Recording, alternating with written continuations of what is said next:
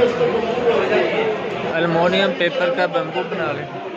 अलमास 3 ग्राम डाल दिए उसमें, 10 कतरे शोरा तुदाम नमक, इसके 10 कतरे डाल लिया आपने उस बम्बू के अंदर। 10 कतरे फिर आपने तुदाम नमक और अल्कोहल के डाल दिए। उसको बंद करके आपने प्लास से पकड़ के पूरी गैस के ऊपर उसको गर्म करना है। उसको आग लग जाएगी, ये 1 अमल हो गया। इस तरह आपने 21 अमल कर लिए।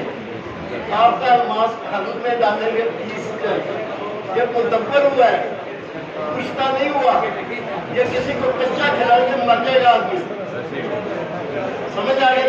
उसमें से आपने 1 ग्राम लेना, 1 ग्राम ये पिस्ता, 1 तोला बरादा चांदी, 1 तोला शाख मरजान, 1 तोला आधा तोला मरवारी, 5 तोले सोना वर्क। इसको आपने खत में डाल के खर्च करना है। अरे बैतुश अरे गुलाब मिक्स करके उसको खर्च करना, चिक्की बना के 5 किलो की आटे, फिर 2-2 किलो की आपने 11 आगे दी, ये आपका तैयार है। उसके बाद इसको इस्तेमाल। और किसी का भाई कोई सवाल? शुक्रिया।